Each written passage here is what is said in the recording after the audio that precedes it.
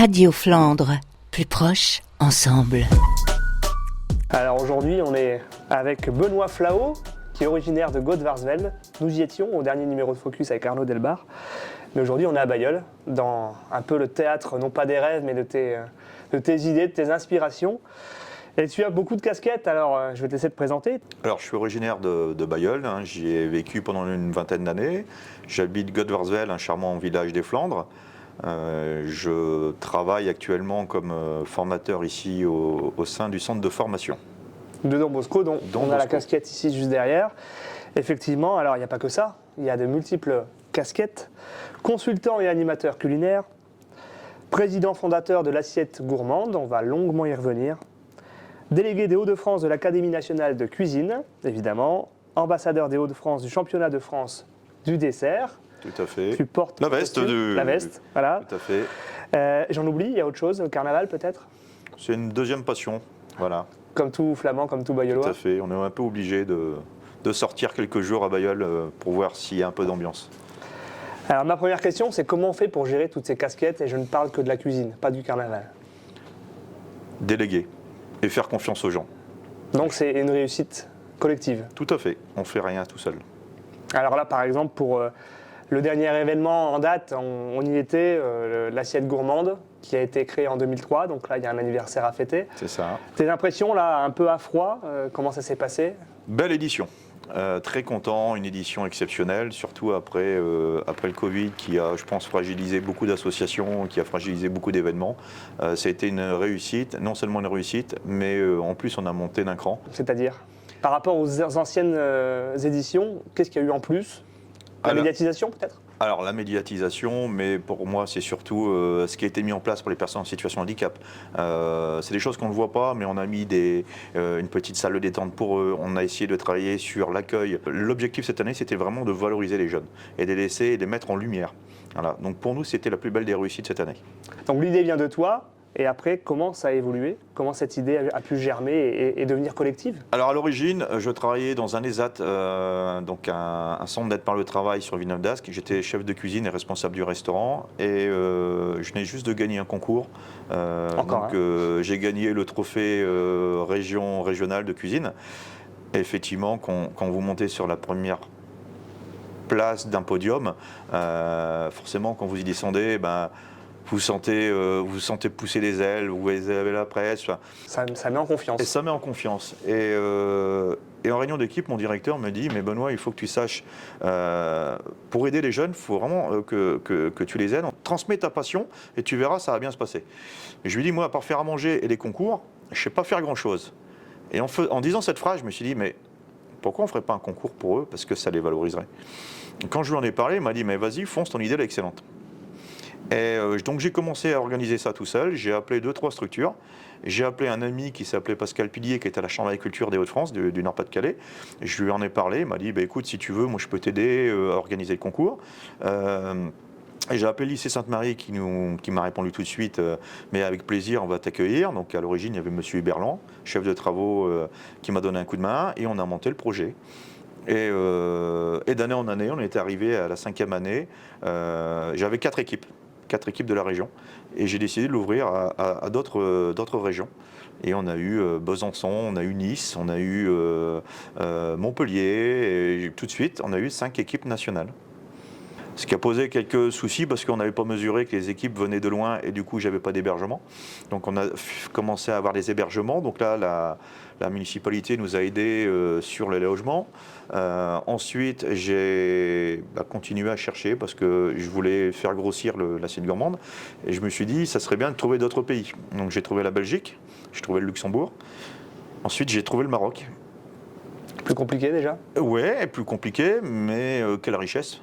Quelle richesse parce que on a tissé des liens avec le Maroc. J'y suis allé là-bas pour faire justement un repas de gala. Culture différente, mais Quel cœur ouvert, enfin, on a été accueillis, c'était juste impressionnant, quoi. Et je pense que même nous, on ne s'attendait pas à un tel professionnalisme. Ils ont une culture professionnelle qui est incroyable, puis le relationnel qu'ils avaient avec les personnes en situation de handicap, c'est juste magique. Et ce qui est bien, c'est qu'on a réussi justement à avoir plusieurs équipes, plusieurs pays, plusieurs cultures, plusieurs façons de travailler. Et on a créé ici à Bailleul, en fait, c'est ce que je cherchais, c'était créer du lien. Voilà, j'ai cherché à créer du lien. Et ce qui est bien, c'est que maintenant, il y a des échanges entre les pays. Voilà, je sais que la Suisse a créé du lien avec le Maroc, la Belgique va créer du lien avec l'Italie. Et il y a des échanges qui se font grâce au concours de la Ciel Gourmande à Bailleul. Voilà. On espère vraiment avoir l'année prochaine un rendez-vous mondial ici à Bailleul. Donc c'est un gros travail parce qu'effectivement, ça paraît loin. C'est déjà au mois d'octobre l'année prochaine, mais il faut déjà prévenir, préparer, anticiper les trajets, voilà, les demandes pour les ambassades. Ça ne se fait pas comme ça. Alors l'équipe s'est étoffée parce que c'est ce que je disais tout à l'heure, je pense que quand on veut réussir quelque chose tout seul, on ne le fait pas déjà bien et on ne peut pas être bon partout. Je le dis depuis le départ, à part tenir un couteau, je ne sais pas faire grand-chose. Alors pour monter un événement comme ça, il a fallu quelqu'un qui nous aide pour la trésorerie, il a fallu monter une équipe pour la communication. On a pareil, à chaque poste, il n'y a aucun salarié, ce ne sont que des bénévoles. Et on a la chance d'avoir les meilleurs à tous les niveaux. On a maintenant quelqu'un qui s'occupe des personnes en situation de handicap, qui est juste mon ancien directeur, et puis Sophie, qui font un travail de fond énorme. On a quelqu'un qui s'occupe pour la réception des équipes, les logements. On a quelqu'un qui s'occupe... coordinateur. Voilà, coordinateur. On a quelqu'un qui s'occupe pour les jurys, quelqu'un qui s'occupe rien que pour les logements. On est à plus de 250-300 logements sur les 2 jours. On a une logistique logement et jury qui est juste incroyable. On a... une équipe de 15 bénévoles, les gens ne le voient pas à la Ciel Gourmande, mais on a 15 bénévoles qui font sous la coupelle de Aldo, Christian Sénéchal, qui gère effectivement tous les transports. Et ça se voit pas, mais c'est la logistique. C'est une logistique incroyable et c'est que des bénévoles, tout le monde nous appelle pour nous donner un coup de main. Donc il y a ce parti bénévolat qui a grossi. Ça peut être aussi sur la notation, une bénévole Edith cette année qui nous a créé un logiciel pour les notations, pour qu'on gagne du temps. Le côté on n'y pense pas, mais ça sert. C'est ça. Le côté secrétariat, mais relationnel avec les partenaires. Moi, les partenariats, on a quand même cette année battu le record avec plus de 90 sociétés dans la France et même des sociétés allemandes. Que je remercie parce que sans société, sans argent, on ne fait pas un événement comme la Ciel Gourmande. On a depuis peu maintenant une commission subvention qui a été créée il y a 6 mois. L'idée, c'est d'aller chercher des financements parce qu'il y a des financements, mais clairement, encore une fois, on ne sait pas faire. Donc j'ai appelé les meilleurs qui ont rejoint bénévolement l'association, juste une commission pour aller chercher des subventions. Donc ça, c'est vraiment nouveau depuis quelques mois. Et l'horizon, c'est pas un horizon, mais la prochaine étape, c'est les 20 ans. Tu peux déjà dire quelques mots sur... Alors sur les 20 ans, déjà on a fait un bilan qui a été vraiment satisfaisant. L'année prochaine, pour les 20 ans, c'est déjà des surprises au niveau communication, mais aussi au niveau des équipes. J'ai un projet, j'aimerais vraiment avoir des grandes toques françaises qui arrivent ici à Bailleul. Donc on va aller les chercher, on va leur expliquer ce que c'est la Ciel Gourmande. Et je pense que grâce à ce qui s'est passé cette année avec France 2, avec Gulli, avec le film, je pense que ça va véhiculer l'image aussi du concours à travers le monde. Et je pense que ça va attirer du monde. Justement, tu as été suivi par France Télévisions pendant plusieurs mois, donc c'était un marathon avec eux. Il y a une date à annoncer pour l'avant-première et ensuite une diffusion nationale? Alors, l'avant-première à Rabat au Maroc au mois d'avril, fin avril, et ensuite une diffusion nationale sur France 2. Donc, c'est le 27 avril, tu veux. Voilà, le 27. Donc c'est un 52 minutes en national sur France 2. Gulli était aussi là pour suivre un jeune. Enfin, l'objectif de tout ça, c'est montrer aux gens, enfin c'est l'objectif de la Ciel Gourmande, il ne faut pas l'oublier, c'est de dire à tous les professionnels, justement on en parlait tout à l'heure, on a une pénurie de personnel, on ne trouve plus de cuisiniers, on a des jeunes travailleurs en situation de handicap qui ont des capacités incroyables. Il faut s'ouvrir à eux. Il faut s'ouvrir à eux, il faut ouvrir vos cuisines, et c'est le message à tous les chefs de cuisine, c'est ouvrez vos portes, ouvrez votre cœur. On a des gens et des jeunes qui savent bosser, qui ont envie, qui sont aussi compétents. Alors peut-être qu'il faut adapter le poste de travail, la pénibilité, le management, bien sûr. Aussi l'outil de travail, peut-être qu'il faut adapter certains ustensiles. Et peut-être aussi au pouvoir public, dire que une personne qui est en situation de handicap, Peut-être que alors j'y connais rien, mais je pense que les professionnels ont des aides, mais ils ont des aides, je pense, 1 année, voire 2. Mais je pense que quand on est handicapé, c'est pas 1 an ou 2, c'est toute sa vie. Donc ça serait peut-être bien d'aider et de pérenniser peut-être des aides pour les professionnels. Les assiettes gourmandes, c'est un événement majeur, surtout ces derniers temps, et que tu suis depuis 20 ans, un peu comme un fil rouge. Il y a aussi autre chose que tu as fait dernièrement, c'est le concours du MOF. Alors ça s'appelle le meilleur ouvrier de France. Tu en es à ta 2e édition, ton 2e essai. Ça s'est passé comment ? Belle aventure humaine. Pour moi, c'est ce que je retiens. Physique, humaine et mentale. Enfin, c'est vraiment, ça se lie. Le MOF, je pense qu'il faut vraiment se préparer vraiment psychologiquement parce que c'est pas évident. Le sujet est très complexe et puis il faut pas baisser les bras comme un sportif. Il faut toujours savoir se relever. Et humaine parce que on se relève pas tout seul. On a la chance d'avoir des copains et j'avais une équipe autour de moi qui a su m'aider, partager. De toute façon, c'est ce que je dis toujours. Hein. On fait des belles choses et c'est clair que j'ai eu la chance d'avoir une équipe qui était vraiment exceptionnelle et autour de moi. Et alors ce jour-là, j'étais tout seul à Paris, mais j'avais toute l'équipe qui était derrière moi. Donc ça, c'est vraiment une histoire collective. Voilà. Ce n'est pas l'histoire que d'un seul homme. C'est ça. Ah bah, dans tout ce que j'ai fait, de toute façon, si j'ai réussi, c'est pas tout seul. Alors justement, ici, on est au centre de formation Don Bosco à Bailleul. Depuis combien de temps tu es ici ? Ah, ça va faire 6 ans. 6 ans, j'enseigne la cuisine donc au CAP et maintenant au brevet professionnel. Alors, on est justement ici dans la cuisine du CFA. Depuis 6 ans que tu es ici, est-ce que tu as des anecdotes ou des exemples à nous donner sur le fait que tu transmettes auprès des jeunes ton savoir-faire ? Ah bah, très rapidement, avant-hier, je suis allé manger au restaurant et le chef de cuisine était un de mes anciens apprentis. Et on est très content Enfin, moi, personnellement, ça m'a touché. Quand il m'a dit « Au revoir, chef, merci encore, c'est grâce à vous, j'ai réussi ».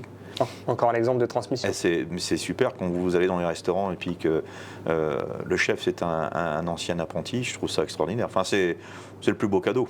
Tu enseignes à des jeunes qui veulent travailler dans les métiers de bouche. On sait que c'est un secteur qui souffre depuis la crise du Covid il y a 2 ans. Est-ce que ça redémarre ? Est-ce que tu sens que les vocations reviennent ou c'est compliqué ? Je pense qu'on est en train les mentalités sont en train de changer. Je pense que les restaurateurs ont compris les difficultés de recruter, donc ils managent autrement. Les jeunes, c'est notre mentalité actuellement. Il faut, je pense, aborder l'apprentissage différemment, en gardant les valeurs d'avant, mais en apportant un petit peu de nouveauté, la façon d'aborder les choses, la façon de leur parler. La cuisine a évolué également, donc j'essaye vraiment de transmettre les bases, mais également de leur montrer qu'on peut aller bien plus loin avec les nouveaux produits, la nouvelle tendance. Je pense que c'est important de leur montrer les nouvelles techniques de cuisson. Il faut être à la page, et c'est vraiment ce qu'on essaye de faire dans les formations pour les jeunes, mais aussi pour les formations adultes, parce qu'ici également on dispense des formations adultes, titre pro en cuisine, ce qui permet aussi de pouvoir former des personnes en reconversion. Voilà, ce qui est très intéressant aussi pour les personnes qui souhaitent intégrer des cuisines professionnelles. Il n'y a pas que des jeunes de 18-20 ans ou de C'est ça. Jeunes on a des moins jeunes qui souhaitent, qui ont des projets, des vrais projets en Flandre, d'ouvrir des gîtes, des estaminets, et qui souhaitent se former. Et ici, au sein du centre de formation Don Bosco, on a des formations adultes qui permettent de répondre justement à cette demande. Donc on peut faire un appel, hein, s'il y a des candidats qui se sentent une vocation de chef cuistot, ils peuvent toujours faire appel un projet, tout ce qui est métier de bouche, hôtellerie, ils peuvent faire appel à vous. Tout à fait. Je ne crois pas me tromper, ici, on peut venir manger le midi. C'est ça. Et c'est vous et toi et tes élèves qui nous... Alors le centre de formation est également mes collègues du lycée Sainte-Marie à Bailleul, parce qu'ils ont également le bac pro en 3 ans. Donc le midi, on alterne les cuisines du restaurant. Donc du lundi au vendredi, le midi, le restaurant est ouvert. Les apprentis, les élèves du lycée Sainte-Marie concoctent des bons petits plats ici et sont heureux d'accueillir tous les clients. C'est aussi important pour les jeunes d'être vraiment en situation à l'école. Ici, ils ont le droit à l'erreur, que dans leur restaurant, ils n'ont pas le droit à l'erreur. C'est une bonne passerelle pour ensuite arriver au... L'apprentissage, c'est quand même très bien pour ça. C'est vrai que ça leur apprend la cuisine, mais aussi la vie. Concernant la Toque d'Or, je reviens sur tes différents prix. C'était quoi ce concours de la Toque d'Or ? À la Toque d'Or International, c'est un concours organisé par l'Académie nationale de cuisine. Alors c'est vrai que j'y suis allé 2 fois pour voir ce que c'était, et c'était juste incroyable, le niveau est vraiment très costaud. Alors on dit toujours que c'est un peu l'antichambre avant le MOF, parce que bien souvent ceux qui ont gagné la Toque d'Or ont le MOF quelques années après. C'est un entraînement, quoi. C'est un entraînement. Et je venais de sortir de 4 ans de concours où j'avais quasi fini premier, deuxième ou troisième à chaque concours, des concours nationaux. Donc j'ai dit allez, on se lance, et puis encore une fois avec tous les copains, avec une équipe, j'ai disputé ma première finale. Alors c'était en Normandie, et je suis arrivé premier. C'est vrai que ça a été déjà une surprise, je ne m'y attendais pas. Et puis c'était exceptionnel, et puis ça s'est enchaîné derrière, j'ai pas arrêté. J'ai toujours eu la passion des concours, le challenge, et puis j'aime bien, je disais tout à l'heure, c'est un concours, c'est comme un sportif, il faut s'y préparer. Et voilà, d'ailleurs, tu me disais tout à l'heure en off que la préparation physique est importante. Tu as fait un certain régime ou des habitudes alimentaires, mais aussi du sport pour pouvoir être mieux préparé physiquement et psychologiquement. C'est ça, un concours de cuisine, il faut être prêt. Le jour J, mais il faut savoir qu'un concours de cuisine comme le Meilleur Ouvrier de France, c'est 15 jours intensifs. Alors si 15 jours intensifs, si on est déjà fatigué la veille du concours, c'est comme une compétition, c'est comme une course. Quelqu'un qui fait un marathon, c'est pas le jour J qui s'entraîne, c'est des mois et des mois avant. En cuisine, c'est pareil. Il faut avoir une préparation physique et une préparation mentale. J'ai la chance, encore une fois, d'avoir des amis, Meilleur Ouvrier de France, qui m'aident. Et ça m'a aidé vraiment beaucoup cette année. Alors, tu as été aussi la personnalité de Flandre en 2019. C'était une nomination, quelque part, et médiatique. Et pour le Meilleur Ouvrier de France, tu as perdu en demi-finale. Tu as beaucoup appris en demi-finale, on ne perd jamais. Je dirais que j'ai gagné en demi-finale. Bien, voilà, j'adore ça. J'ai gagné en demi-finale parce que, je ne vais pas dire perdre, c'est sûr que le jour J, quand j'ai su que j'étais pas en finale, j'étais déçu. Alors j'étais même plus déçu pour mon équipe, parce que quand j'ai vu l'engagement de toute l'équipe, les gens ne s'imaginent pas, mais un concours comme ça, c'est un thème défini avec des tailles, des cercles, des hauteurs qui n'existent pas. Donc si j'avais pas une équipe de soudeurs inox à côté de moi, qui ont soudé la nuit, le moule était fait le lendemain, des fournisseurs qui venaient de Boulogne, le cochon noir qui venait de Lourdes, avec tous les copains cuisiniers de Lourdes qui m'ont envoyé du cochon tous les jours en chrono fraîche. Il y a toute une logistique qui s'est mise. Ça, on n'imagine pas quand on regarde un concours. Non. Toute la logistique qu'il y a derrière. Et surtout en 13 jours. Donc en 13 jours, c'est-à-dire qu'il ne faut pas attendre, il faut que ce soit très rapide et efficace. Et on a eu une équipe efficace, juste incroyable. Et c'est sûr que le jour où j'ai su, j'étais pas en finale, j'étais plus déçu pour eux, parce que j'avais l'impression d'avoir plus échoué et que je leur devais quelque chose. Après, c'est vrai que j'étais déçu pour moi, mais c'était surtout pour mon équipe. Mais je dirais que j'ai gagné, et je compte pas m'arrêter là. On peut imaginer que c'est jamais 203 et qu'au prochain concours, tu vas retenter ta chance? Alors non seulement je vais retenter ma chance au Meilleur Ouvrier de France, ça c'est sûr et certain, mais je ne vais pas attendre. Je pense que je vais tout de suite m'inscrire à un autre concours. Je laisse passer quelques mois pour me reposer un petit peu, parce que c'était compliqué en ce moment, mais effectivement je vais chercher un autre concours national et m'inscrire pour essayer justement de m'améliorer sur plein de choses, quoi.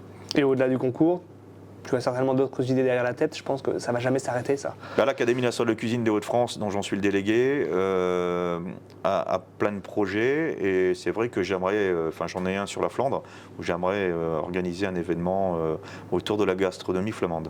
Avec l'expérience, le Benoît de maintenant, il conseillerait quoi au Benoît d'il y a 20 ans, un peu plus de 20 ans peut-être, quand il a démarré?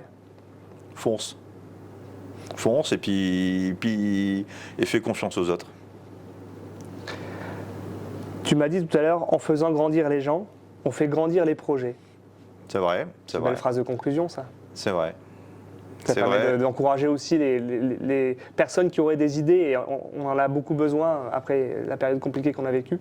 Alors c'est vrai dans les associations, et je le vois au niveau des jeunes qui sont en difficulté ici, je pense qu'il faut leur donner confiance, le sourire, et en donnant un peu de temps aux autres, si on les fait grandir, c'est ce que je disais tout à l'heure, quand on voit un jeune qui est chef de cuisine actuellement, je trouve que lui nous a fait grandir aussi, quoi. Moi, dans tout ce que je fais, que ce soit l'Académie nationale de cuisine, que ce soit dans les concours, que ce soit l'assiette gourmande, que ce soit même les amis, je pense que quand on est honnête avec les gens, quand on fait confiance, quand on est souriant, quand on est agréable, je pense que tout réussit, quoi. Il faut être soi-même, il faut être simple, beaucoup d'humilité, surtout, attention. Rester soi-même. Rester soi-même, beaucoup être d'humilité. Positif et s'aider les autres, peut-être. Et puis surtout aider les autres. Je pense que le concours de l'assiette gourmande, que ce soit ça ou que ce soit dans d'autres activités, moi j'aime beaucoup aider les associations sur des projets. L'Académie nationale de cuisine de Hauts-de-France, c'est ce que je leur ai dit, on est très sur l'humain. On est sur des actions comme le don du sang à Lille. On fait régulièrement des activités qui sont totalement gratuites. Nous, on est là pour aider toutes les associations. À partir du moment où il y a une aide, que ce soit un pas pour Louise à Bailleul, quand on a aidé, que ce soit pour le don du sang, que ce soit pour le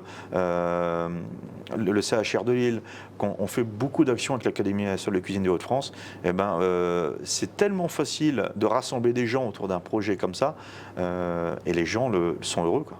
L'assiette gourmande, on l'a vu, tout le monde, le bilan de l'assiette gourmande, ça a été que du bonheur. Que du bonheur, merci. On a eu des messages de toute la France, c'était que du bonheur.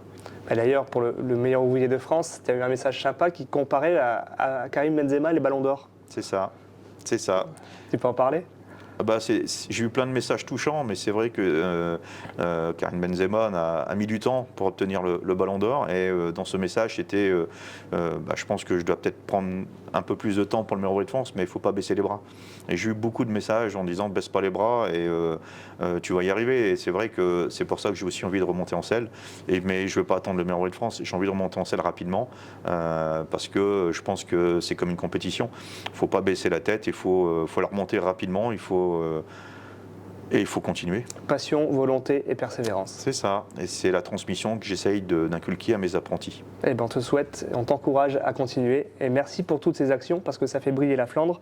Et si tu as été nommé et si tu as gagné tout ce qu'on a nommé tout à l'heure, c'est pas pour rien non plus. Donc bravo, puis à bientôt sur les écrans du coup parce qu'on va voir